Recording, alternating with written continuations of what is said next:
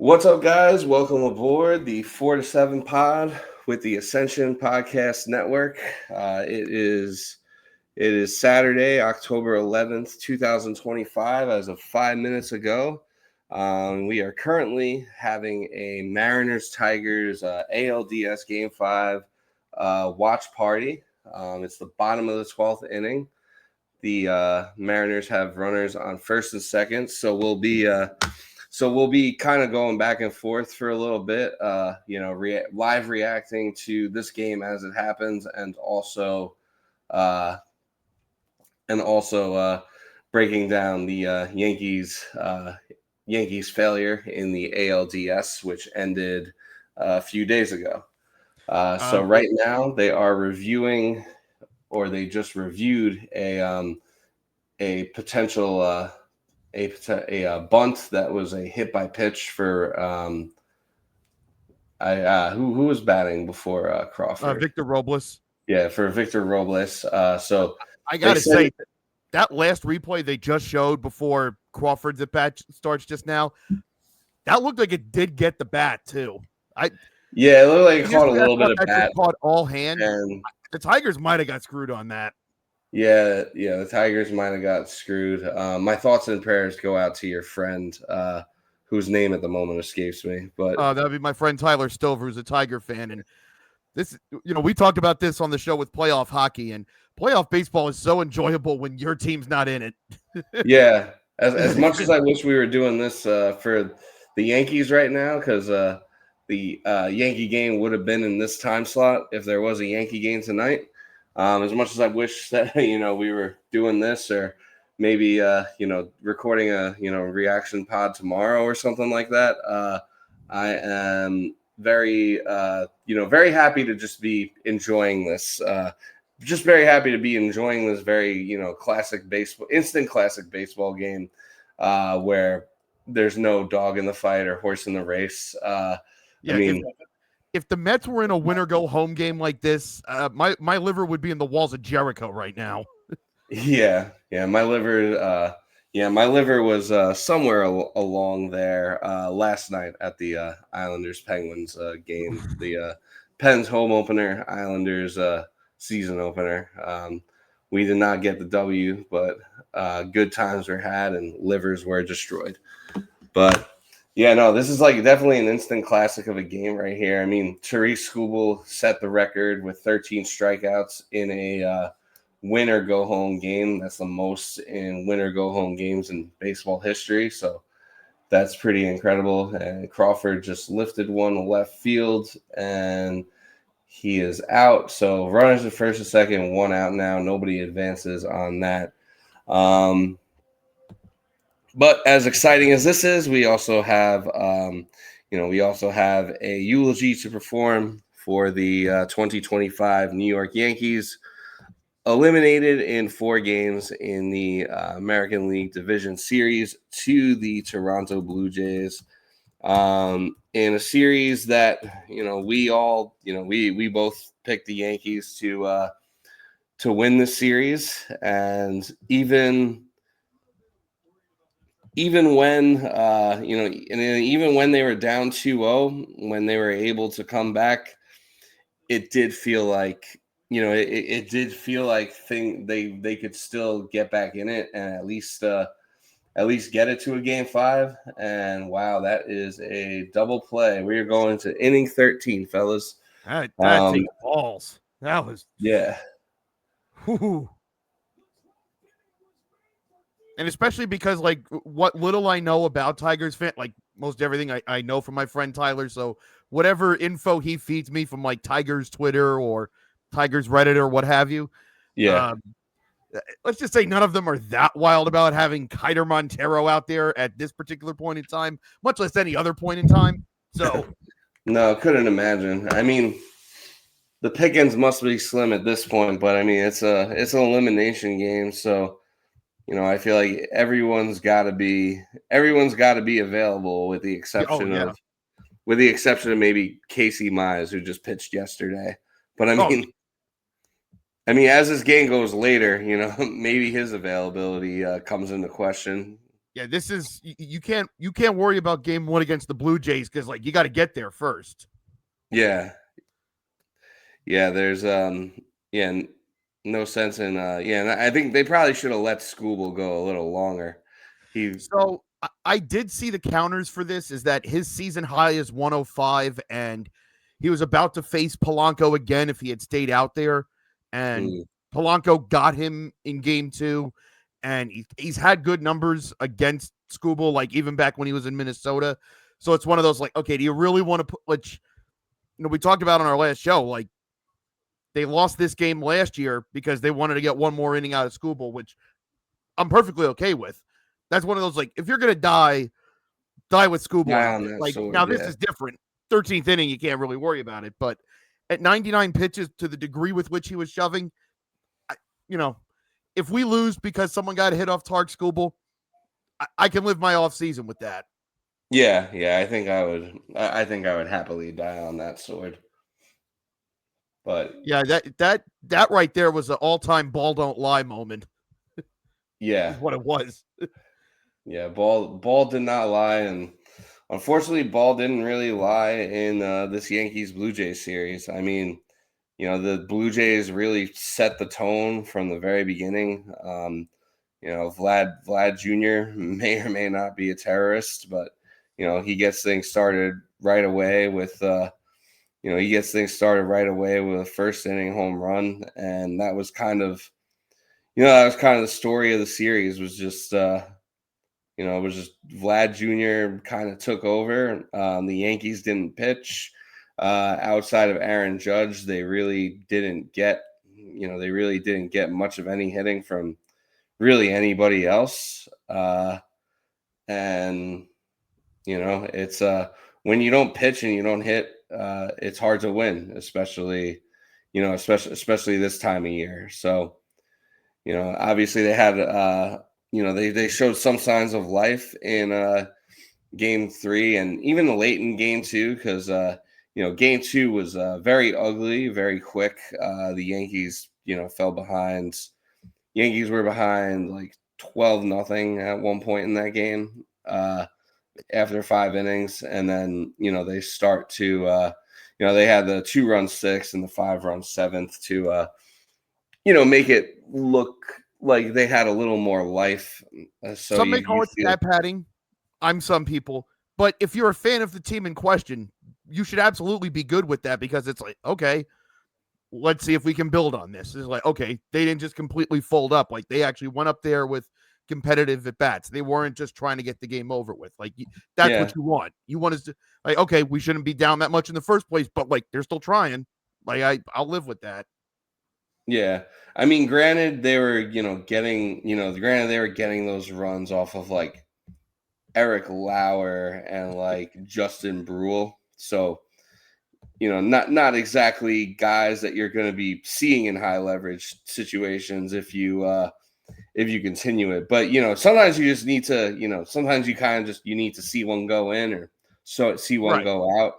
So, I definitely understand. I definitely like. I didn't necessarily take too much, but at the time, it's like, okay, if this is something that can get us going in game 3, then we'll take it. And hey, like at least we didn't completely lay down and die at that point because like they easily could have. And credit to Ye Savage or Ye Savage, Trey Ye Savage. He really shut us down that game, and I did not see that coming, and I got to apologize because I really wasn't familiar with his game. That But was one of those like he's good enough to be a rookie that starts. Like okay, like they don't just let any type of rookie yeah, start. Usually when rookies start, it's okay, you're somebody. And it's like, yeah, okay, maybe he'll be competitive enough that it'll still be a game when he goes out. yeah, For and then anybody to think that was coming, you're yeah, lying. yeah. I'm pretty sure we didn't get a hit in that game until like The sixth. until the 6th inning. I think Cody Bellinger's home run I think broke up the no hitter that he had going, and then at that point, and then at that point they took him out. I guess it's the one thing that probably. Or actually, no, he left the game 5 1/3, having not given up a hit. But yeah, then the next guy, Hmm. the next guy was the one who gave up the hits and the home run. But I guess yeah, that's I one of the mean, disappointments if you're a Yankee fan is that the Blue Jays did go with a bullpen game in Game 4, and it's like, okay, well, if this gets hairy late, all right, well, they'll bring in Gossman, which like you probably should do if you're the Blue Jays and you're in the position that you're in with regards to pitching health. Like, yeah, try to shut this down now, right, and to not even get it to a place where they had to burn either one of those two, because I think people thought like, okay, maybe they'll do Gossman for 6, 7, and 8, or 7 and 8, and maybe have or maybe even like the ninth inning. yeah, and so it's like it's one of those things like just like maybe you lose, but like make sure the other team has to empty the clip to do it.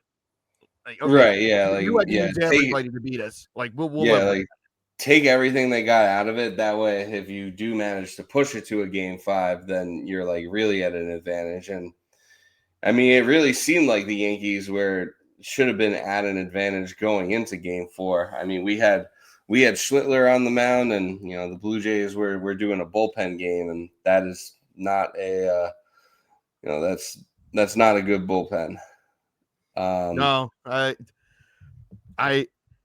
I do think whoever now the longer this game goes, the more whoever wins this is going to be at a disadvantage in Game 1. But Oh yeah, 100%. I We were wouldn't say talking there's about an that. overwhelming favorite in the ALCS one way or the other. Like Yeah, I I could don't think see so either one of either. these teams tonight winning. I could see Toronto winning it too. Like Yeah. But at the same time, though, you kind of saw in this Yankees Blue Jays ALDS that, like, the Yankees had to start that series out behind the 8 ball because they had to. Not that Freed showed up in game 2 anyway, but I mean they had to use Freed in game 1 of the wild card. They had to use Rodon game 2, so they not that he had a great, not that he did too well either. I mean, he dug us into a pretty deep hole actually in game 3, and if not for our offense waking up and for Aaron Judge, finally doing something, finally having like a big home run in the playoffs, it would have been a sweep. But you kind of see like that. I mean, and it's different in a 7-game series versus a 5-game series, because you lose game 1 in a 5-game series, and it's like, all right, like you're behind the 8 ball fast, and oh yeah. then yeah, and then next thing you're losing. Next thing you're losing a bullpen game that everyone And even expected so, you to like win. even in the Yankee situation, if they find a way to win Game 2, like if it doesn't start the way it does, but you got a clean slate to start Game 2. Like, all right, hey, Game 1's done. Let's just if you get a split, like now you flip that back on Toronto of man, we worked all year to get home field, win the division, we put everything into it, and we already lost it. And now it's Right. now it's And we're now it's a going, best of 3, and we got to play 2 in New York. Like, can we do like that? Would like you've completely turned it on them. So yeah. Yeah, and then they couldn't really get anything out of their starting pitchers outside of Cam Schlittler this series. They really like Freed really didn't give him anything. Luis Heel, can't hold it against him too much, but he didn't really give us much game 1. But I mean, the guys that you're really paying the big bucks and really counting on, and Freed and Rodon, the guys who are supposed to be your 1-2 punch with Cole being out, who to their credit have definitely definitely lived up to their billing the majority of the regular season. But when it mattered the most, unfortunately, they came up small. And I mean, who knows what would have happened in a game 5 too, because the Yankees were taxing the fuck out of their bullpen, particularly Bednar. I'm pretty sure he had to make an appearance like pretty much at some point, like almost every game this postseason. But yeah, it's disappointing, disappointing how it ended. But when you have a hitter that's as hot as Vlad Jr. and you're still continuing to pitch to him, which I'm not sure why. Not sure why they continue to do that, but it's going to be hard to match that. So, congrats to the Blue Jays. And yeah, it's a disappointing end to a pretty good season where I feel like in the regular season the Yankees actually kind of exceeded my expectations. I mean, I thought they'd win the division at the beginning of the year, if I'm not mistaken. But I thought they'd win less than 90 games, and I thought that would like be enough to win the division. And I thought that overall in this series, I didn't really have any qualms with like anything that Boone did from a management standpoint. Um, like when when your two aces don't pitch well, and when like 7 out of the 9 guys in your lineup aren't hitting, what are you really supposed to do as a manager? This genuinely is a like you can fire the players type thing. Not that Yeah, I don't think Boone really did anything. All like, if you want to say, oh well, maybe he shouldn't have trusted Luke Weaver as much. It's like, well, like I get Luke Weaver wasn't as good as he was last year, but you expect better from Luke Weaver than to not record an out the entire postseason. Like that's one yeah, of those yeah. like what's Like, he can't throw it. yeah, like there's still got to be a good postseason pitcher in there somewhere. Now whether or not we see that good postseason pitcher in pinstripes again, or if he goes somewhere else, that does remain to be seen, because I think he's a potential free agent at the end of the year. Now, if you wanted to get on Boone because they maybe didn't treat the regular season with enough urgency, and they punted away so many games when all you needed was one more game and you win the division, and maybe you're in a better position going into the series, then that's certainly that's certainly valid, and I would definitely agree on that. But yeah, as far as this series went, I thought that he really didn't do anything. I felt that was there wasn't really a time where I was like, oh, like, why are you going to this guy, or why are you taking this guy out now, or why are you leaving this guy in? It was just kind of like his hands were tied basically because his team wasn't playing well. I mean, I think what was it like 4 of their 5 bats that had an OPS better than 800 are Yeah, all stopped hitting, and two of your pitchers that are healthy that have 9-figure contracts got their doors blown off. Like that's yeah. Neither of them could barely give you 3 innings. Yeah, as a matter of fact, here's some ALDS stats from the Yankees stats account on Twitter at Chris Coop _. I sent you this tweet yesterday, but in the ALDS, Trent Grisham was 2 for 17. Anthony Volpe was 1 for 15 with 11 strikeouts. and I believe that was 11 of his last 12 were strikeouts, if I'm not mistaken. Yeah, no, you are correct. Ben Rice, who we were all pounding the table that he needed this, that it was stupid to leave him on the bench in Game 1 of the wild card series, even though Garrett Crochet is like a generational left-handed pitcher that lefties do not hit well. He was 2 for 11 with 5 Ks.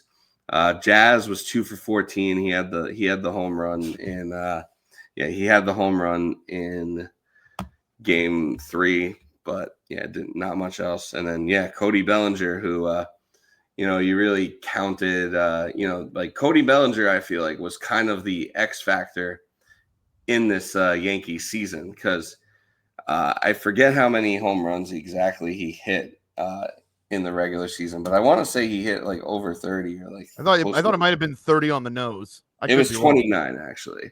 Oh. So like I feel like he was kind of like the X factor. Like obviously you're not going to replace Soto's production in the lineup, especially not with one guy. But I mean, Cody Bellinger did a pretty damn good job of like of helping to fill that void that was left in the lineup when Soto left. If anyone is studying my facial reaction, wondering why I just made that, the Tigers have gone to Jack Flaherty in the bottom of the 13th. It's not looking good, bruv. No, it's not looking great. They got they got back-to-back walks. Yeah, back-to-back walks to start off the inning. It's the bottom of the 13th, nobody out, and we got Jorge Polanco up. So yeah, could this be the end for could this be the end for the Tigers and for Tigers Tyler? But don't feel too bad for him. He's an Ohio State fan, so he's doing okay this year. That's an interesting. Yeah. He's he got his championship for this year. But I feel like a Tigers World Series would probably mean more to him. But well, he's like Tyler's like me. He was born in '85, so he hasn't seen it either. Yeah. Whereas Ohio State has won multiple natties in that time. Oh, thought that was it. Oh yeah. So I think Jerry's cable or whatever. I got a second screen up, so yeah. I guess your cable or whatever, whatever. I got a YouTube TV. You got what? I have YouTube TV. Okay, yeah. Jerry's YouTube TV is a little bit ahead of my cable, by 5 seconds maybe. So he's gonna be reacting to things, and then I'll be reacting to them 5 seconds later. I'll try to keep it quiet, but my face may give it away. Yeah, no, it's all good. It's all good, but yeah, that looked very close. And now we got Yankees legend Tommy Kahnle warming up. I'm surprised they hadn't used him already. I thought we were strictly in the starters only left portion of the staff here. Yeah, the starters only portion of the programming because all the bullpen pitchers are burnt. But yeah, no, I guess Luis Castillo was warming up for Seattle in the top half here. Yeah, I guess Kahnle is just one of the. I guess Kahnle was one of the few that were available, and I guess maybe they just trusted Flaherty to. I want to issue an apology from the last show. I did not realize that Brian Wu wasn't going to pitch that came down maybe. I think the next morning after we recorded, I woke up. It said Mariners leaving Wu off ALDS roster. For what? Yeah. Admittedly, you get to that point in the year where it's you kind of have an idea what's going on with everyone else, but it's especially when your team's fighting, you don't really have time to check everything else. It's all right, what and it's doing? So it's also everyone's kind of banged up this time of year. Also that, everyone's. I'm surprised that we haven't gotten the. This player was fighting through an elbow injury for 2 months. This player had this. I thought for sure we were going to get that the day after the regular season ended. And other than Reed Garrett got Tommy John this week, which I knew about, and he didn't finish the regular season, so I knew something was up. That's the only postseason injury update we've gotten from the Mets. Yeah, Polanco just struck out, so it's 1 out now. The question is, as much as we're following along here, and this discussion may get broken up, but you did mention 2 guys in there that are going to be due for contracts next year or after next season, I should say. But does what happened here over the past 2 weeks, does that change your perception on Trent Grisham and Cody Bellinger at all, as far as wanting them around long term and what kind of dollars they might command to do that? Because that would affect other things, because I know Jazz is a free agent after 27, and that'll be a big thing. And, you may have other guys that you may want to go after, or other guys that you might have to lock up. So just thoughts on those 2. Yeah. Well, Trent Grisham, I figured he'd be gone. I figured he'd be gone after this year regardless. And I mean, he did have a great regular season, and there was a point where I was like, oh, what if we just extend him and trade Spencer Jones for an elite player, but I don't think that might not be the smartest course of that might not be the smartest business decision to make. So I mean, I kind of figured that Trent Grisham would be gone regardless of what happens, unless he went on like some sort of generational postseason run and it was like World Series MVP. But I mean, even then, like Hideki Matsui walked after he won World Series MVP. So Well, but he was also 36 at that point. Like yeah, that one at least was reasonable. Yeah. Trent, I think is what is he like 29 or 30? So he's right at that. And that is a double play, and we will go to the 14th inning. Yeah. Grisham's 28, so yeah, it's a little bit of a different discussion. And of course, obviously, Grisham did not win a World Series MVP. He mustered 2 hits in the ALDS, and really didn't do that much in the wild card series either. So I mean, I figured he'd be gone regardless. So I guess that kind of just makes that decision a little easier, or makes that pill a little bit easier to swallow, because I just figure the bullpen, or not the bullpen, the outfield is kind of too crowded to keep Grisham around anyway. Bellinger, I felt more inclined to extend, because I mean, I think like the expectation, like I think that Bellinger like really exceeded expectations as a Yankee. Like I think that when he came in, like there were a lot of signs as to like why this could end up not being a good signing. Like despite the fact that he has a swing made for Yankee Stadium, like he like all the metrics kind of suggest like he's not really that great of an he hasn't really been like that great of an on base guy. He kind of his strike zone kind of gets expanded, so he kind of he kind of lacks plate discipline, and like maybe outside of the home runs he's really not providing that much. But yeah, I really thought that Bellinger really exceeded expectations and like shut a lot of people up with the way he played this year.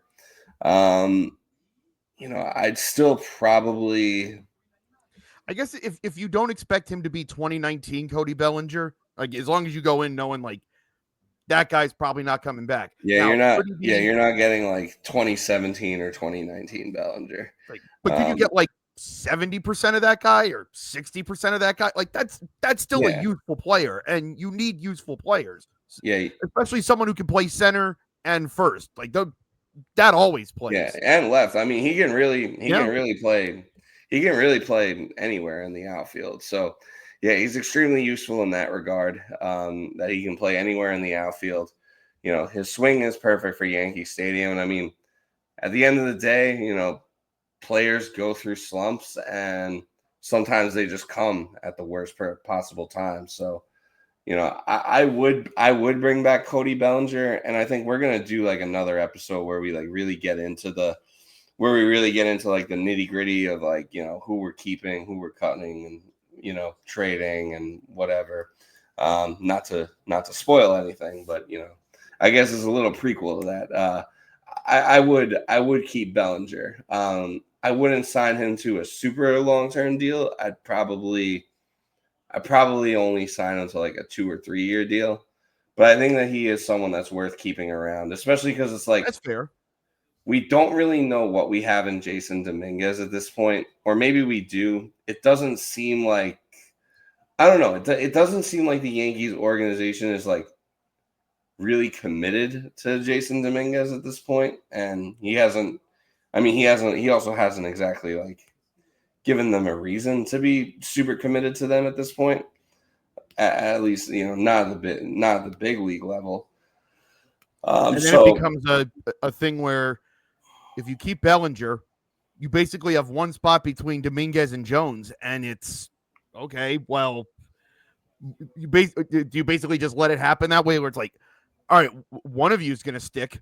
Go win the job. yeah, you would hope. Yeah, you would hope one of them sticks. And I mean, I think that if you're, I mean, I don't know how, because I think Spencer Jones is a lefty too, right? That I don't. I'm honestly not sure. I'll take Actually, your word. let me check on that real quick. Yeah, because okay, yeah, Spencer Jones is a lefty, and I think Jason Dominguez is I believe he's a switch hitter. Yeah, he's a switch hitter. So I mean, you could kind of have like a platoon situation in left field with Spencer Jones and with Spencer Jones and Jason Dominguez going into the year. I also wouldn't be shocked if they I also wouldn't be shocked if they traded Dominguez, but I mean, I think that with Bellinger still in the picture, and he did opt out of his deal today, which is probably the smart thing to do as Dylan Dingler hits a one out double to put the go ahead run at second base here for the Tigers in the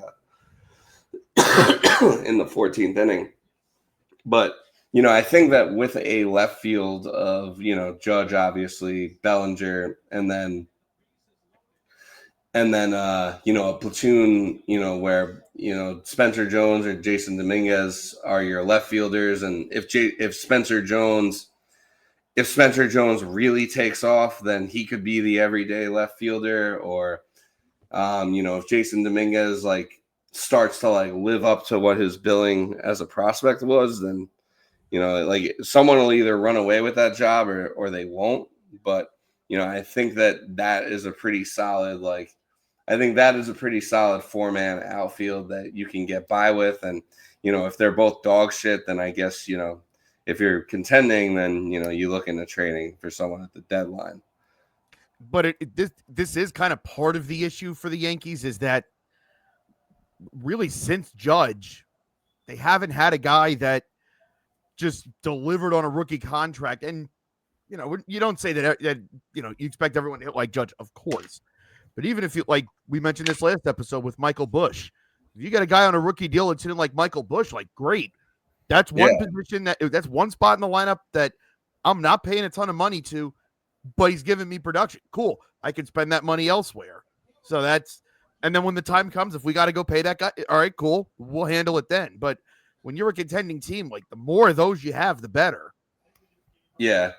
I would say, I mean, the one situation where I'd be cool with, not bringing back Bellinger. I would like to bring back Bellinger because I do like him a lot, and I do think that he can. I do think he can do well with the Yankees. Whether or not what he did this year is sustainable, I don't know. But I mean, I also don't see why it wouldn't be sustainable at least for a couple more years. And, either way, he is a useful player. But unless we really want to nut up and go for Kyle Tucker, which we should, then. I mean, here is the rub with Kyle Tucker, though, is we see what the ceiling is when he's healthy. That's a borderline MVP candidate, to be sure. But yes. The other side with Kyle Tucker is he seems to have this issue every year. It's some type of injury. Now, in his defense, I think each of the last 2 seasons he's been mismanaged by whichever team he's been on because one, this seems to be a thing with the Astros now because they did this with Jordan this year too. And then I don't know if we mentioned this on this show, but at one point, I think it was either August or July, Tucker basically hit 130 for 3 weeks. And then they sat him for about 3 games. And Counsell was like, yeah, we probably should have sat him and we just didn't. And for whatever reason, that kind of went under the radar. Yeah, there was that stretch. But I'll tell you this, I mean, as far as, there are a lot of things you can criticize Boone for, but he really doesn't run players into the ground. No. If anything, he doesn't play his good players enough. So, I mean, he, unless you're Anthony Volpe, then you just start every day. But, and I thought he did a pretty good job with Giancarlo, especially when Judge was hurt and Giancarlo needed to play in the outfield. I thought he did a pretty good job of managing that so that he was able to protect the player from himself in that situation. Yeah, that's one of those like there really aren't any good options. And whatever happens, we're gonna say, well, why didn't you do this? But there was no clean option there for him to play. Yeah, and I thought that I thought he managed that situation like the best that he could.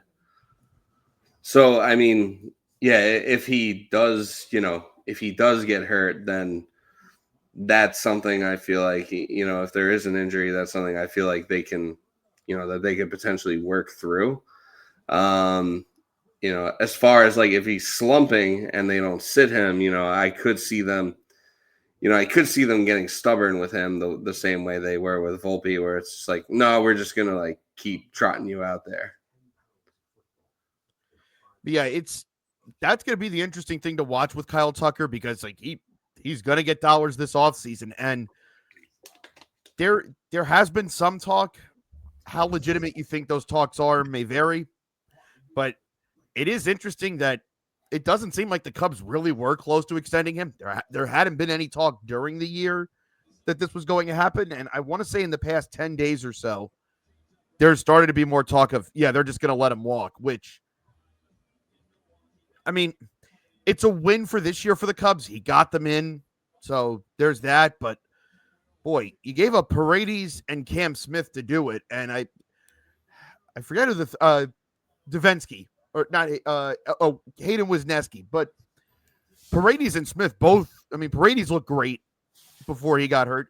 Cam Smith looked good as a rookie who was literally drafted last year. So you gave up those two for 1 year of Kyle Tucker. Seems pretty short-sighted to me. But the injury record is a real thing, and I wonder if that's going to knock off, a couple tens of millions of dollars off that deal. We'll see. Yeah, it's a possibility. Although I don't know how much it's really going to knock off because this free agency class really isn't anything like last year's free agency class. And he's going to be the best player in the free agency class. So he'll probably get overpaid. I mean, he's definitely going to get overpaid, but I mean, like, I don't really think it's going to knock. I don't think it's really going to knock too much money off of his, off of like his like potential earnings, just because he's going to be the most coveted free agent regardless. So yeah, I mean, like whoever gets him, that's a win. Yeah. Now I do also wonder if the Cubs feel more inclined to, obviously their story for 2025 isn't fully written yet. Could be over, it could be over in the next 24 hours, or they could be going on to the NLCS.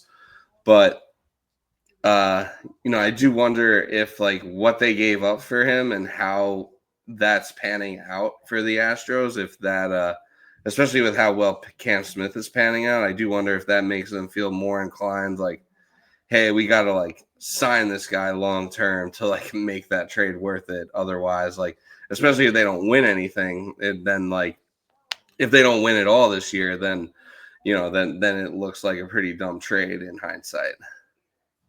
And boy, the Cubs should really know about that sort of thing, right? Yeah. They sure On a related note, Javi Baez just happened to end the top of the 14th. Yes. Completely related. I did see that. So yeah, we are headed to the bottom of the 14th. It's 12:45 in the morning. God, will this game ever end? I can't remember if I've ever mentioned it here on the show, but everyone always talks about the Buckner game being the defining game of '86, which, I mean, obviously, yeah, because that's the one everyone knows. But yeah, True Met fans will tell you the real testament game of '86 is the NLCS winning Game 6, where they were down 3-0 going to the ninth, and they tied it. And this was basically, if they didn't win Game 6, they were going to lose that series because Mike Scott would have pitched Game 7, and they'd already faced him twice, and they didn't hit him at all. And at that point, the Mets were more convinced. It was the original Joe Musgrove. They were convinced that Mike Scott was scuffing the ball. So he was in their heads, and they weren't hitting him. So, like, it basically was an elimination game, even though they were leading the series. They were convinced that he was cheating. Yeah. And Mike Scott did cop to it years later. So there's that. Oh, like he admitted it? So they tie it in the ninth. And then I think they take the lead in the 13th or 14th. First guy in the bottom half hits a home run off the foul pole to tie it, and we keep going. They get 3 in the top of the 16th. The Astros get 2, and they had the tying run on second, and Jesse Orosco just lost his command. And the legend is like like they go to meet on the mound, and Keith Hernandez said, "If you throw one more fastball, I'm fighting you on the mound right here." So he threw a 2-2 slider to Kevin Bass, and that ended it. But I've always said, if I was of drinking age when that game happened, like I wouldn't be here. Yeah. I would not be alive after. I wouldn't have seen the Buckner game because that game would have killed me. Oh yeah. Yeah. I'm so glad this is not my team right now. Yeah. Yeah. No, definitely. Like wish it was, but happy it's not. Yeah. Is basically the way I look at it. Yeah. So Mike Scott admitted that he was cheating. Yeah, that he had doctored the ball. Oh, okay. And yeah, to make it worse, Mike Scott had pitched for the Mets like 5 or 6 years before, and just like wasn't a bum, but he wasn't this. Yeah, he wasn't cheating. So yeah, it was.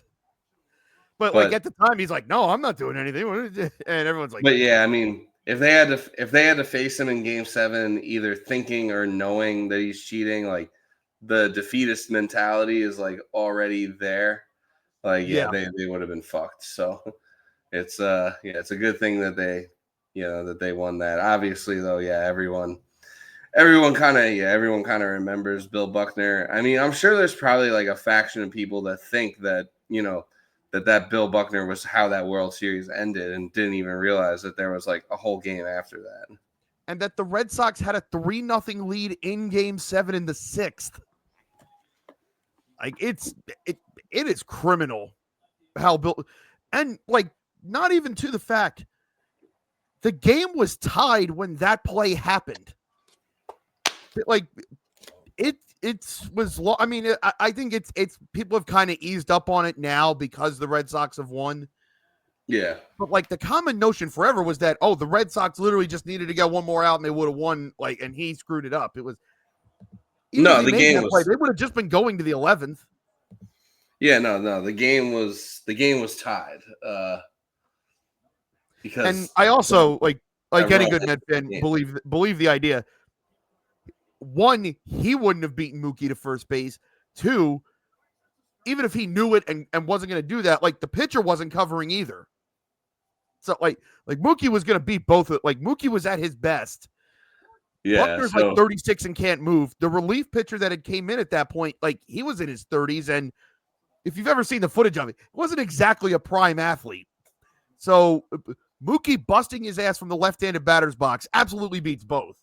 Yeah. Now was there a runner on third when that happened, or was that runner? The runner was on second. Okay, yeah. So, like if he didn't fuck it up, like Mookie probably still beats it, but it's still probably just bases loaded. Right. Maybe the run doesn't score. And I forget who would have been behind Mookie, but with the way that inning had gone to that, like maybe that snowball was already downhill and it wouldn't have mattered. But yep, and we are now 1 out away from the 15th inning.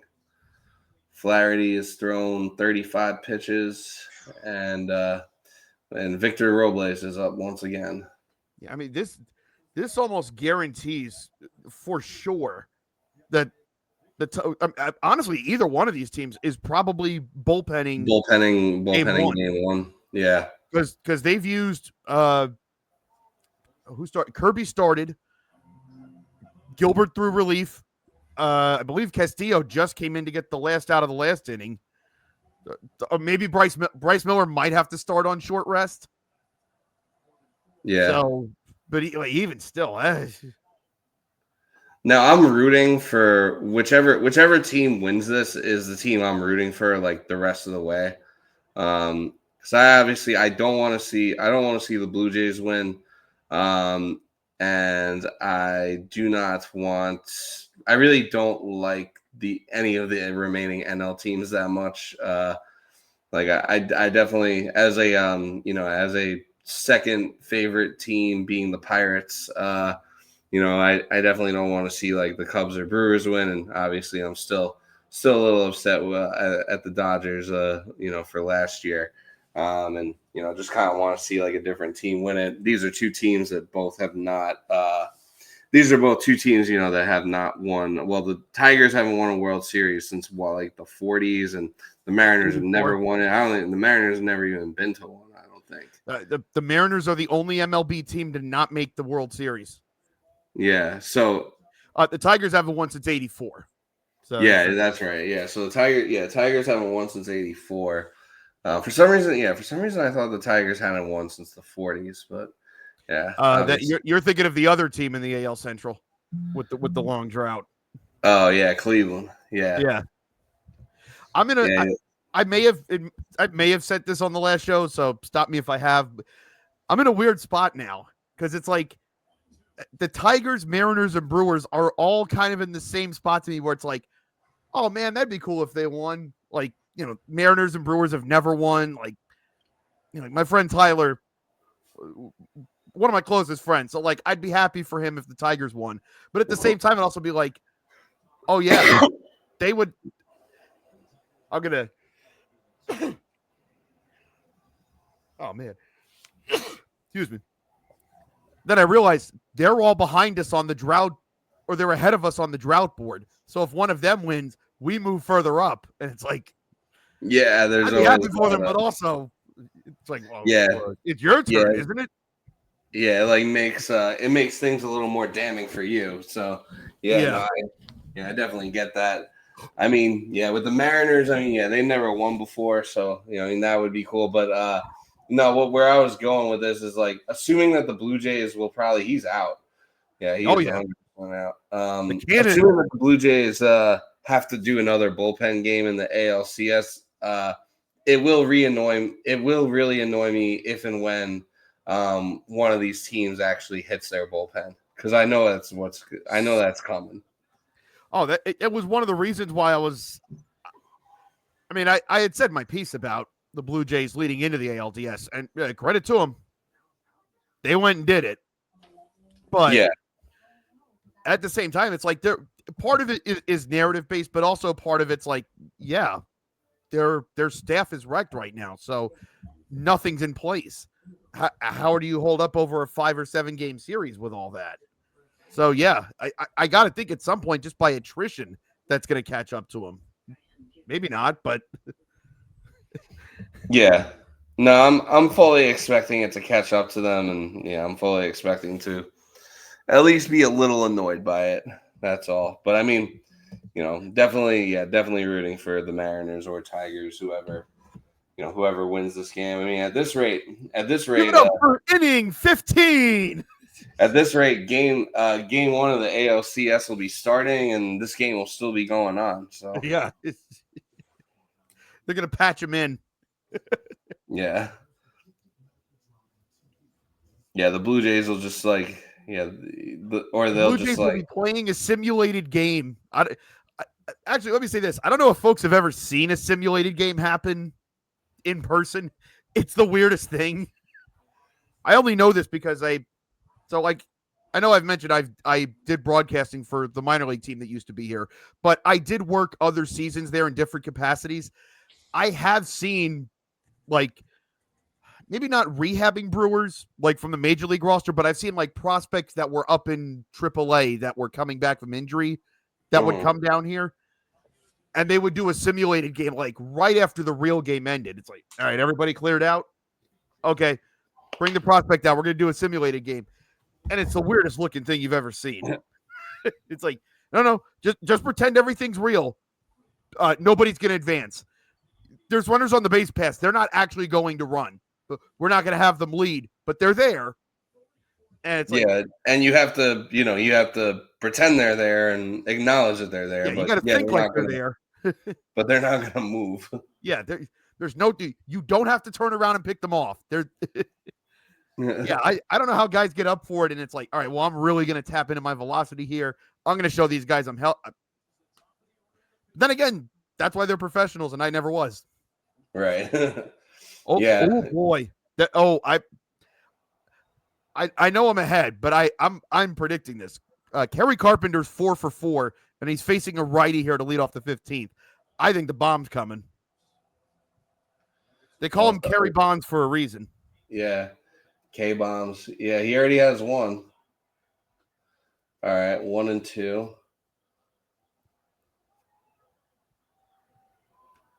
Yeah, we got the rally shoes and the rally flip-flops in the crowd. That cannot be said, Kerry. Is that like just a Mariners thing? Oh, he strikes out. I'm a dumbass. High heat from Castillo. Oh, I mean, we're at the Luis Castillo portion of the programming. But yeah, Kerry Carpenter has been on fire tonight. He is a postseason riser. And it's like, if you're the Mariners, I mean, do you feel like, because like the Mariners took George Kirby out before Carpenter's third at bat, which like objectively seems like the right move, and then of course it's the reliever that gives up the home run. In theory, it's the right move because it's like, yeah, third look at him. You know, he also saw him early. He's already hit you twice. Yeah, like Kerry Carpenter has some of the most extreme splits in the sport. I get it. Yeah, he just caught him. That's, sometimes it happens. It happens. Yeah, it does. I mean, I guess it's one of those like no one plans for this. You don't plan for a 15-inning elimination game. So yeah, it's always you got to worry about right now. You can't plan. Yeah, you got to worry about inning 9 before inning 10. Yeah, there's really no like script or game plan to get to this point in the game. As someone who is okay with the Manfred man in the regular season, like truthfully, but I do think there is something to these managers don't ever have to. Fair? No, I hooked the way the fans reacted. But I mean, I say this because I don't think Dan Wilson had ever been a major league manager. I think he was just a bench coach before this.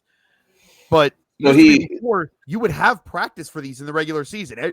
You would have some like random. You get a dumb long game like this, so you have reference for. All right, the last time I was here, I know this happened. But it's like now the only time you have these games are in the playoffs, so you don't really have like.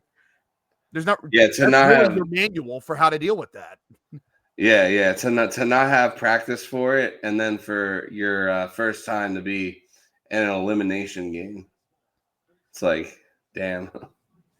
Yeah, and this is different because you make a mistake in the 15th inning in the regular season, like, yeah, that sucks, and now your bullpen's going to be thrown off for a week. Like here, it's like you can live with it. You're just cooked. And Glaber grounds out to end the top half of the 15th. Or no, that was out number 2. My apologies. This is why Jerry's a play-by-play guy, not me. So Bryce Miller's dead. Bryce Miller's probably going to be the last guy they use. Like if it. Yeah, so it's Caleb Ferguson, Emerson Hancock, Bryce Miller, and the graphic went away before I could read off the last 2 names that were, there. Former Braves 8th inning guy Luke Jackson. Did not know he was still in the league. Yeah, I guess he's now the Mariners' 17th inning guy. Also, it just reminds me that Emerson Hancock at one point in time was a projected number 1 pick. He was an ace at Georgia.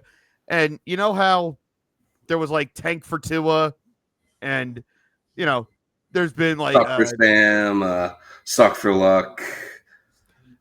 You can bow out for Trout. You can guess where they went for when Emerson Hancock was a predicted number 1 pick. Was it like put your hand on here? put your hand on your Hancock or something. You're thinking way too creative here.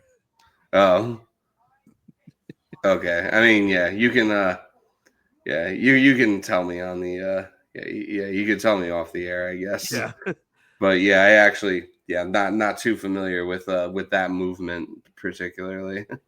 I think I want to say he went in the Casey Mize draft, if I'm not mistaken. Oh. Yeah, he was definitely a pre-COVID name, and then he just kept getting hurt.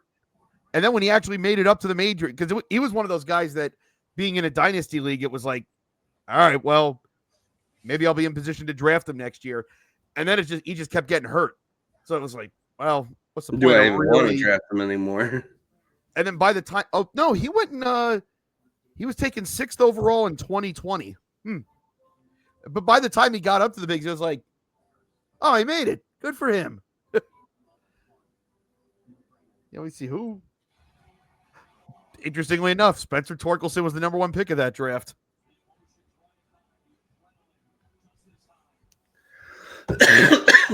What year was this draft? 2019? 2020. 2020. Okay, yeah. So it all roots back to the 2020 draft 5 years later. We got the fish race. They got a second one. Oh, they're doing another fish race? Yeah, because I guess it's I assume they do it in the top of the 7th inning in Seattle. Oh, okay. So or the 7th inning. I guess, yeah, because this would be the 15th inning stretch. All right. Yeah, that makes sense. Yeah, another 7.5 innings gone by. Oh, that reminds me. Have you ever seen any pierogi race shenanigans in your day, or one that's particularly funny to you? Nothing like I definitely seen some fuck shit happen in those races. Nothing that like super stands out. They definitely don't do it again. Like if the game goes long, and I've been at a couple of games that went to like the 11th or like 12th inning. I mean, nothing like this, but well, I think in this case, I think they just needed to give people comic relief. Yeah, yeah, like all right, yeah. Everyone's blood pressure here is like higher than Lil Wayne right now, so we got to like the beer sales had to have stopped. Yes. Oh yeah, the beer sales probably stopped like shit 8 innings ago. Yeah, because I mean it's different I think like different ballparks have different rules, but I know at the Pirates, it's like they stop beer sales at the once the first pitch of the 8th inning happens is when they cut off beer. That sounds right. Other teams do, I think, cut off at like the 7th inning stretch or end of the 7th or something like that. So yeah, beer sales had to have been cut off for quite some time. Like people are probably like withdrawing at this point. Yeah, like people haven't been able to drink for probably 2.5 hours at this point. They're tense. Like the whole duration of another baseball game. Yeah, they probably just need something like just let them laugh. Yeah, just something to enjoy. All right, we got a leadoff base hit from J.P. Crawford, and the top of the lineup coming up off of Tommy Kahnle. Man, I'd have to go back and look to confirm, but I'm almost positive that when I called minor league ball in 2015, J.P. Crawford, he was still a Phillies prospect at that point. He had been a first-round pick. I want to say he was with Clearwater that year, and I watched him multiple times because he was in our division, and now he's the vet. Like he's the oh boy. Ooh. Man. I don't know how long the Tigers are going to keep getting away with this. Yeah. Yeah, you can't just keep putting the first 2 runners on base and Houdiniing your way out of it. Like eventually it's going to catch up to you. Yep. Played 104 games between Clearwater and Reading in 2015. So I definitely saw JP Crawford. And now it's just like he's the seasoned vet. And it's like, man, what? Time keeps on slipping into the future. Yeah. It sure does. But yeah, I mean, just trying to, I guess to put a bow on the Yankees season. Yeah, it's definitely when they, I know that for some Yankee fans came into the season with pretty low expectations because of like the Cole injury, and maybe you didn't really buy into the plan B of replacing Juan Soto in the aggregate, and so expectations were low. So I mean, like when you look at it from that perspective, like all things considered, it wasn't a terrible season, and I mean, I know that the expectation for the Yankees is like you expect to win every year, which isn't realistic. But that is kind of like, I think, as Kevin said, the price of doing business when you do make the playoffs every year is more often than not you're going to end on the wrong side of it because only one team wins. And Crawford takes third. That's huge. Oh, good job by Canely to be backing up there. Yeah, or that would have been the game. Yeah. Yeah, this is still and the runner Rosarina tagged up from first on that though. So you gotta walk him here. Yeah, second, third, one out. Yeah, you gotta walk you definitely gotta walk J-Rod. Yeah, the old 4-finger. Well, I guess everybody just does that now. I used to call it the 4-finger discount, but yeah. Yeah, you gotta have the double play in order somewhere. Yeah. Yeah, no, yeah. You cannot be fucking around right now. So yeah, I mean, when you saw them be a better team than what you expected, it's still disappointing. But yeah, I mean, it just is what it is, I guess. And they definitely have a decent amount of question marks going into next year. Like obviously, we don't know if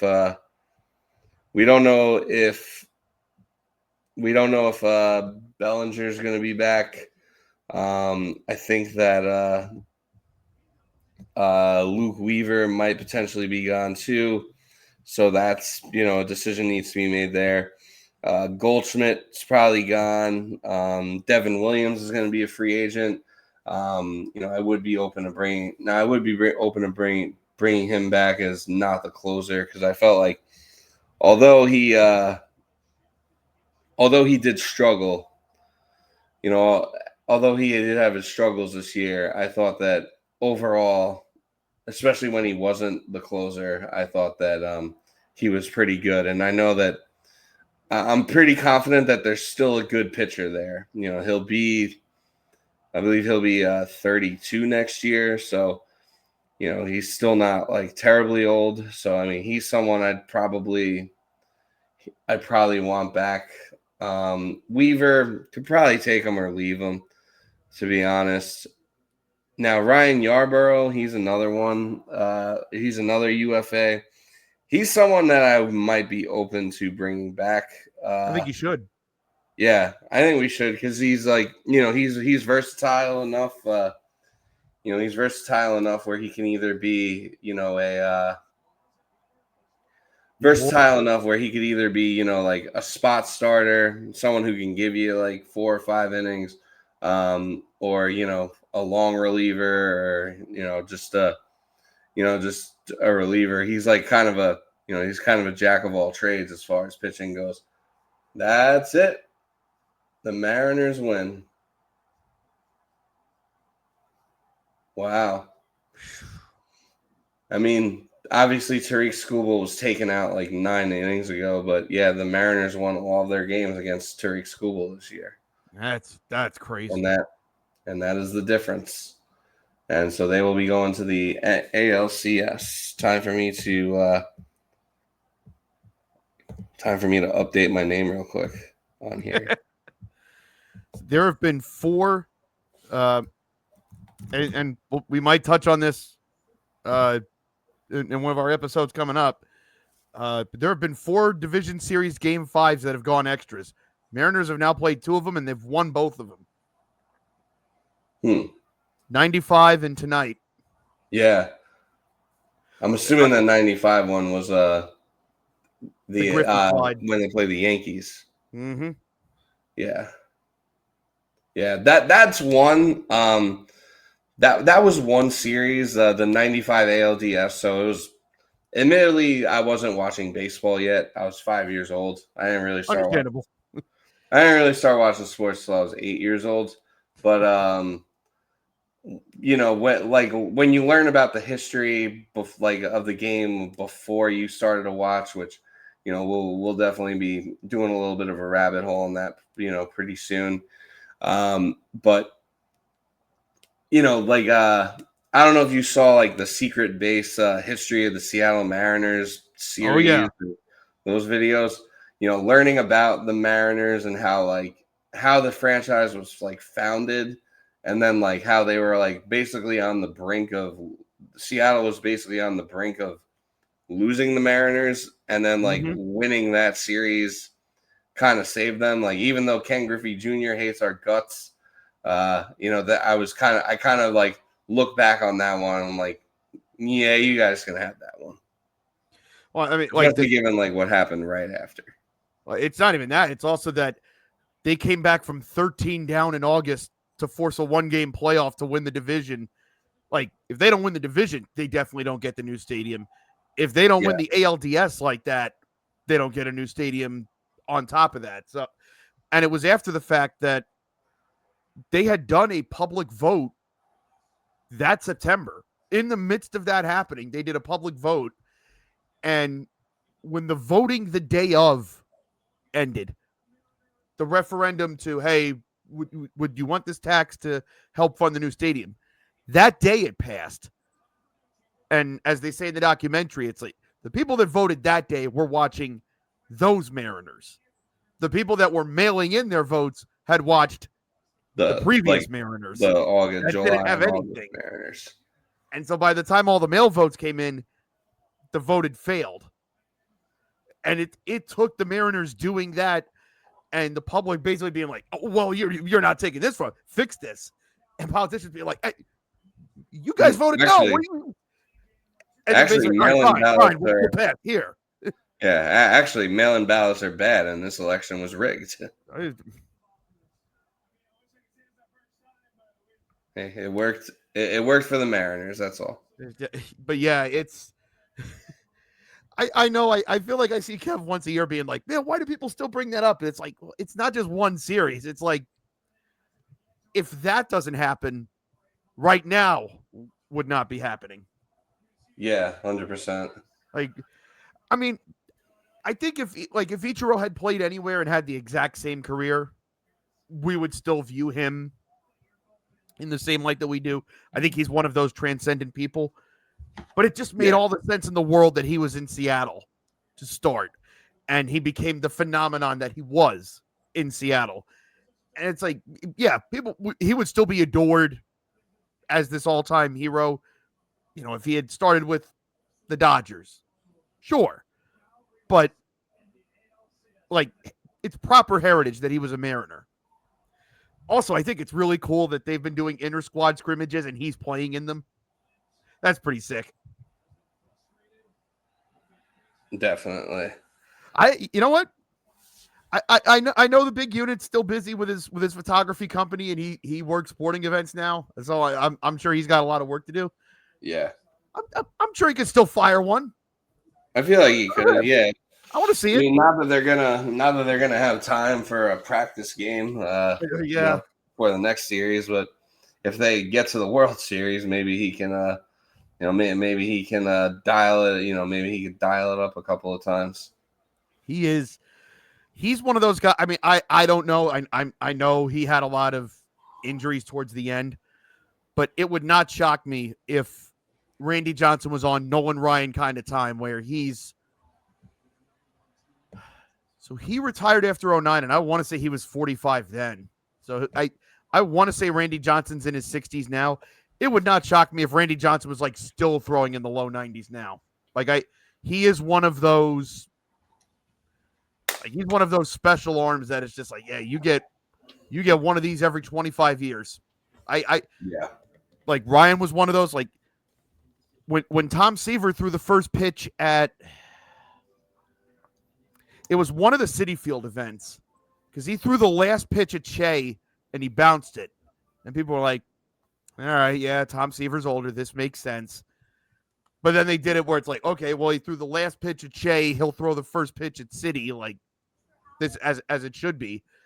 Yeah. And when he threw the first pitch at Citi, it was like, well, he's going to have it this time, right? And I forget what the reading was. But when he threw the first pitch at Citi, it was like, oh, shit. That was Tom Seaver. Yeah. Because then he threw out the first pitch when Citi had the All-Star game in 2013. And I think he still had zip on that one, too. One of them, like, he was in the 80s. And Tom Seaver was in his 70s at that point. So it was like, oh, shit. That's Yeah, Tom Seaver. yeah, like he's still got something there. Yeah, so I'm sure. Yeah, Randy at this point could probably still dial up like high 80s, low 90s. He probably need to stretch out for a few days first, and after, but he could probably do it. You got to be putting on the writer. And don't let any birds get in here. Yeah. Don't try no funny Yeah. business. Yes, I guess when Seaver threw that pitch at Shea, I don't know, maybe he was just like overcome with emotion, because it's I like, mean, listen, it was a sad day anyway. yeah, yeah. So maybe like who knows like what was going through his head like as he threw out that pitch or what led to that, but yeah, I think you just write that off as like kind of a fluke. I mean, listen, nobody holds it against Tom Seaver. Like, I think everyone was kind of despondent anyway, and it was just like, well, it's kind of fitting. It's like even on this day, like even Tom Seaver was mortal. Like, that just kind of made sense. Yeah, it's like symbolic in a way. But this I always found kind of interesting, and I didn't know this till a few years ago. So obviously, it's understood Seaver is the greatest Met. Now he didn't finish on the Mets. Do you know who was the last team Tom Seaver played for? I have no clue, but I'll guess. And yeah, they're showing the Edgar Martinez walk off from '95 now as well. But and now showing the walk off that just happened. But I have no clue, but I can try to guess. Let's hear it. White Sox. Well, he did pitch for the White Sox at one point. That's where I believe he got win number 300 with them. Yeah. He was a Boston Red Sox. Do you want to guess what year? 86. But he was not on the World Series roster. He was hurt. Oh. But I'd have to. I don't think he was in the dugout because I feel like there would have been pictures of that because it would have been like, man, this is a strange image. Here's Tom Seaver on the other side in the 86 World. I think he might have like been in the stands or something. But there was a very real possibility that Tom Seaver could have been pitching against the Mets in the last year of his career in the World Series. His last ever outing was the day before I was born. So really, I truly never saw Tom Seaver pitch. No, yeah, you really didn't. In no way, shape, or form. Yeah. His career ended so that you could live, basically. If you really wanted to do the died 1986, born 9, welcome back, Tom. No, I'm not going to do that. You got to come down here and whoop my ass. That would be the Tom Seaver of hate watching. That's right. Yeah. First ballot. I'm going in on 98.8 on the voting. Yeah. Well, there'll be that one asshole that doesn't vote for you. Well, I mean, I guess there's solace in that for the Yankees is to your point, which I think is, and I understand like the Yankees standard is different for everywhere else. Got that. But we were here at the beginning of the year going, yeah, the ace is out for the year. There's obviously the hole in the lineup, and we'll leave that there. But it's one of those like, yeah, what is this team right now? Like, what? Yeah. And I said, like, I don't think, this is still, you still have Judge. You're going to have Bellinger. You have Jazz. You added Fried to be one of those guys. Yeah, well, I think we'll have I don't think it's unreasonable to make it. Like, for as much doom and gloom as I saw, I'm like, there's a very real path to the playoffs for this team. And credit to them. Like, it wasn't a smooth year, but they got through it. And for all of that, like, yeah, you want to win. And I would never say to anybody to not expect that and to not feel that way. But for all of that, you did pretty well. Yeah. Yeah, no, I agree. Yeah, and I mean, yeah, to that point, I mean, yeah, and there were a lot of questions too, because I mean, I think like, I wasn't necessarily sure what to expect from Jazz this year, and like going into it, because I mean, he was very like last year. I feel like he was very inconsistent. Like he had his times where he was, and he still is like a very streaky player, and obviously it ended poorly. But But you also saw his ceiling.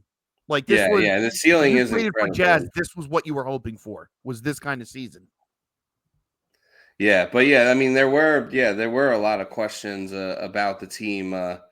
About the team early on, and it kind of just ended up being like a typical Yankees season in a lot of ways. Like they started off really hot. June and July came, and it looked like they didn't know how to play baseball. As August came around, they started to get their shit together. They were unstoppable in September, and then the chips just kind of always the chips will always just kind of fall where they may in October. A lot of what happens in October is, baseball is funny because it's 162 games, and you play all these games to, I think you play all these games, and this is why, like, I'm a purist in the sense whenever anyone suggests like, oh, like make the baseball season a little bit shorter, like I'm like, no, like we play these games because at the end of it, we want to know who the best team is. Like, leave no doubt.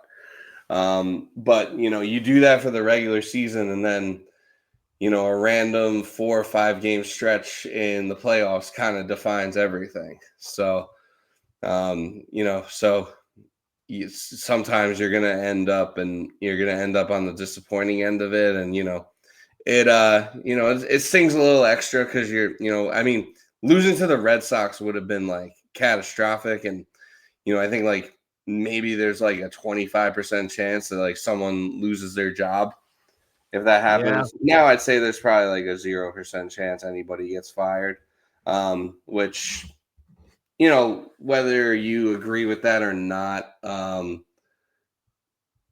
of is what it is. I mean, I'm sure there will be other points. There will be other points in time where I'm calling for Boone's head or whatever on here, like next year. But for right now, I mean, I don't really think. I don't really know, like if the manager was really what stopped us from or what was really like our problem this year.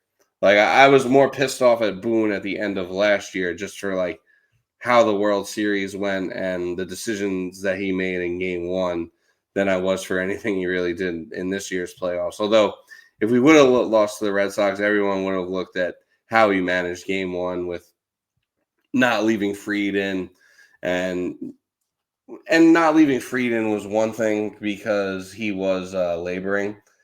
But to bring in Luke Weaver, who hasn't had it since like June or July, I think is like kind of where he lost me on that one. And, also not playing Ben Rice that game.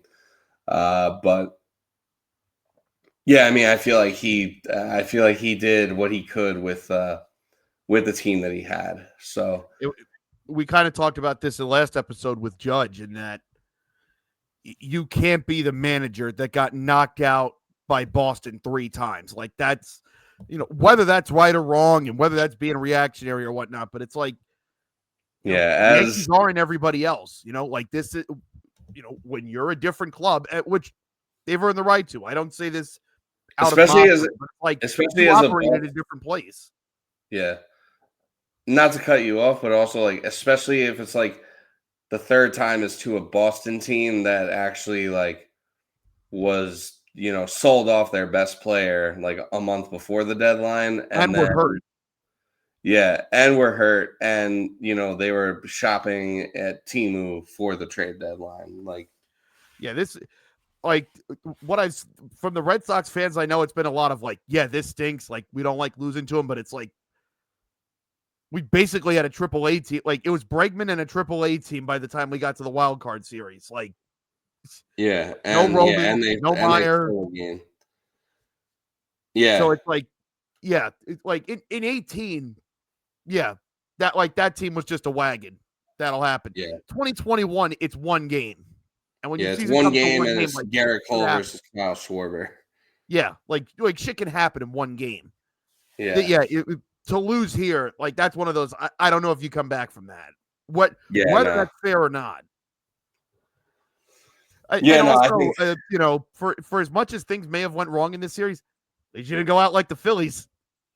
yeah, that's very true.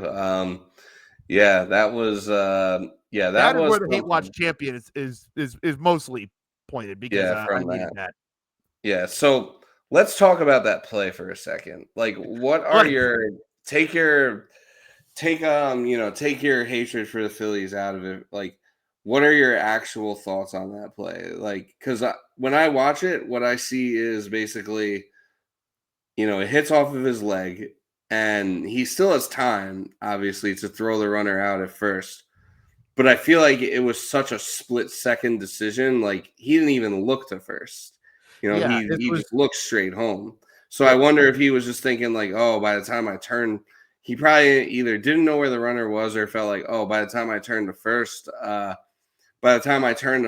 he's already like gonna be there and the run's gonna score anyway. So I just have to like make a throw home. Like that to me felt like what the yeah, kind of the thought process was. I think it was just genuinely a rush of blood to the head Yeah. because I imagine for everything we know about data in the game now, and I don't say this out of mockery because I think it's worth having. Yeah. I'm No, if you sure that have the he data, why knew. not use it? I'm sure that he knew that when Hai Song Kim comes into the game as the pinch runner, it's okay. Yeah, this guy has blistering speed. It's one of the reasons he's on the postseason roster because the Dodgers did give him a fair chunk of money last offseason, but they kind of just couldn't find an everyday use for him. But he's on the postseason roster explicitly for this situation. And now you have him at third. I'm sure he is aware of that before that pitch is thrown. Hey, I Yeah. can't let this get by. And I'm sure he's I got a aware of burner at third base. If this gets by Real Muto, we're done.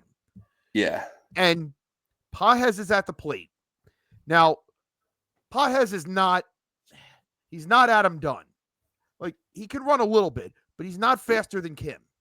No. And the stat I saw this morning And was either way, it's like 90 feet is 90 feet. at the moment Kerkering picked up the ball, Kim was 30 feet from the plate. Pages was 55 feet from first base.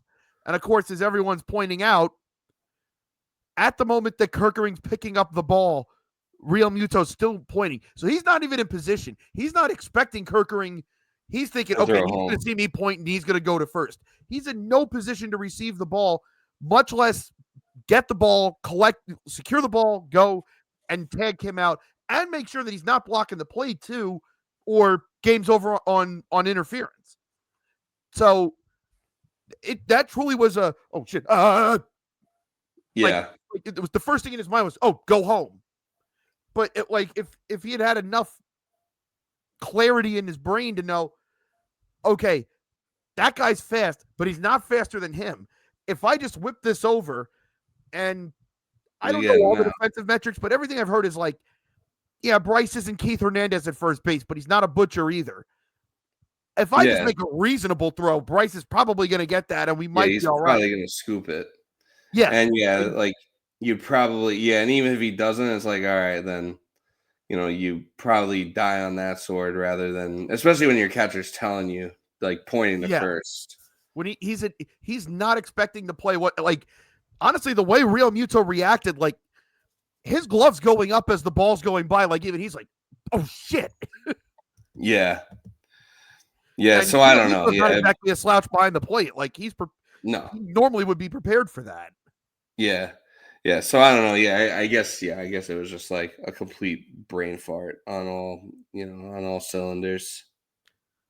And someone did posit today is that would you rather have your season end the way the Mets did or how the Phillies did? And I think it's worth bearing.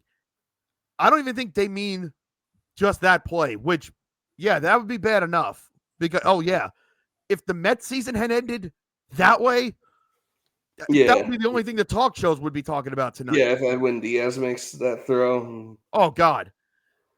But I mean, all 3 Philly losses could have went the other way. Yeah.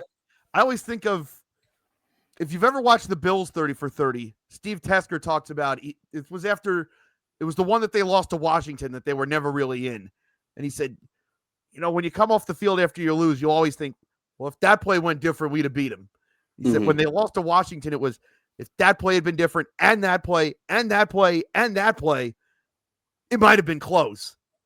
Yeah. Losing on the last day of the season when the Reds lost and we could have gotten, hey, whatever, man. I've explained in the last 2 weeks, this team had plenty of opportunity to make this easier for themselves and not even have to sweat the last day. The fact that we stumbled the way we did, hey, man, they didn't deserve to be there. Right. It stinks. I don't like that we're going to be going into year 40 of this drought. Of course not. But, you hear me talking right now. I'm hey, this is where we're at. Game 1 turned because the Phillies bunted right into the wheel play. Game 2, they had chance after chance after chance to turn that game, and they didn't. Game 4, Christopher Sanchez pitched like the guy they've told us he was all year. They brought Duran in the 7th inning. It was crazy. And he was incredible. Luzardo came in and gave them 2 good innings of relief. You got to get a hit. Yeah. Dave Roberts even did the Dave Roberts thing and took Glasnow out way too early. Yeah, he did the big brain move. That was stupid. That wasn't even second guessing. That was first guessing that was stupid.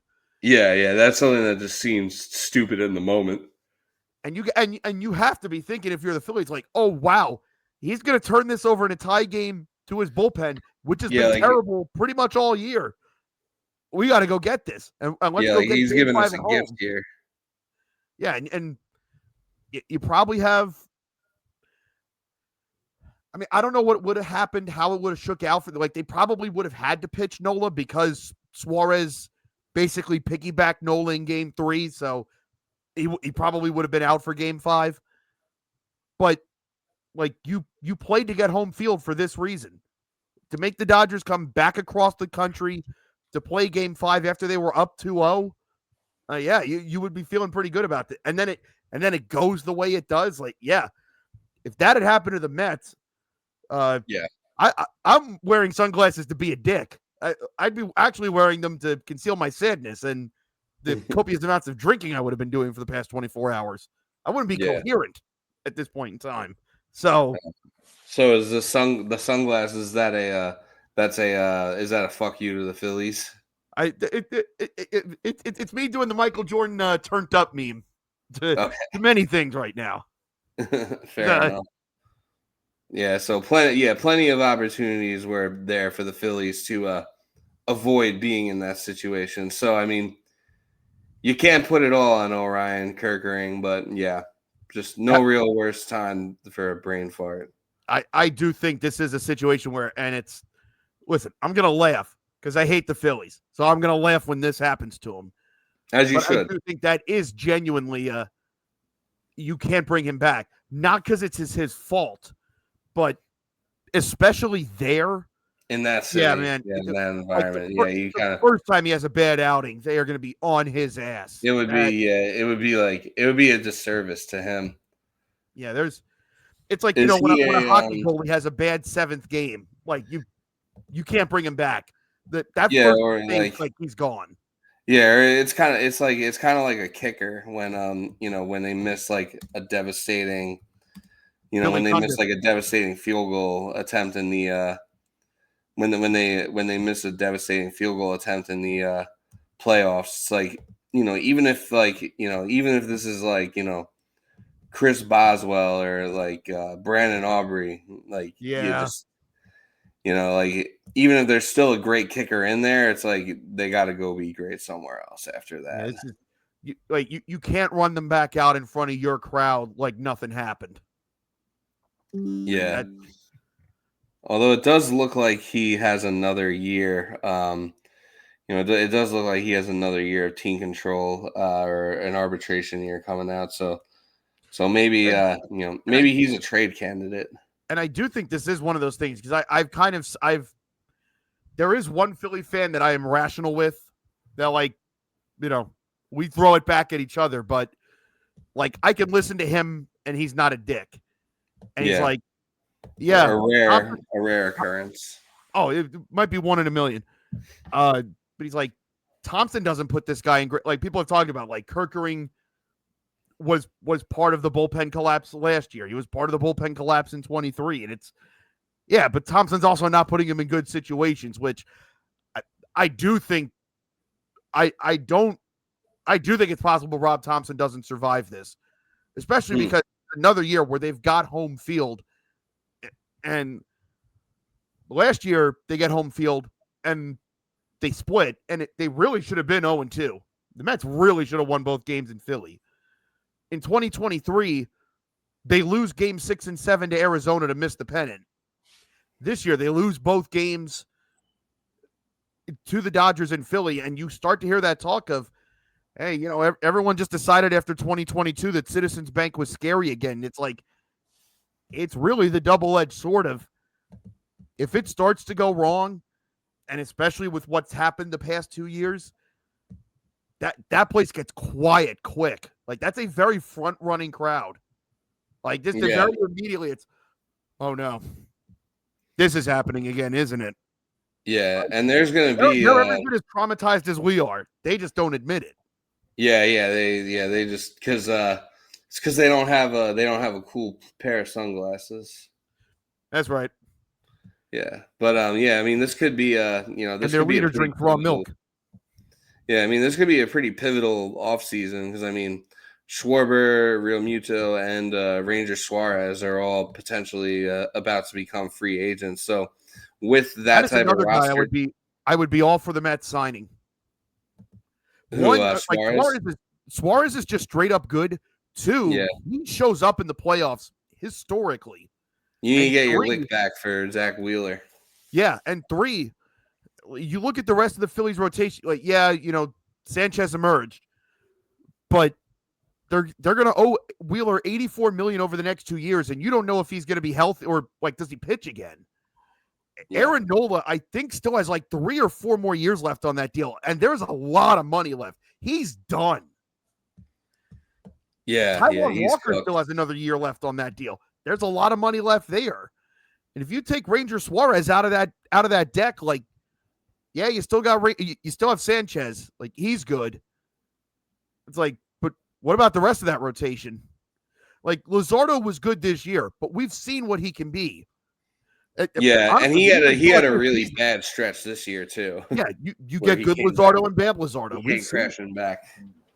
So yeah, I mean, yeah, it's definitely I feel like it's for the Phillies. It's definitely a situation where like you're looking at all this potential roster turnover, and maybe it's time for a new voice too, because maybe this is like a guy just isn't the guy to get you over the hump. I mean, maybe he kind of just caught lightning in a bottle, being like the guy who provided a spark in 22, and since then he's come up small, and the Phillies have pretty much improved their team every year since then. So, well, and I mean, the thing that you do have to keep in mind with the Phillies is, as long as Dave Dombrowski's in charge, they're going for it, because that's why you hire him.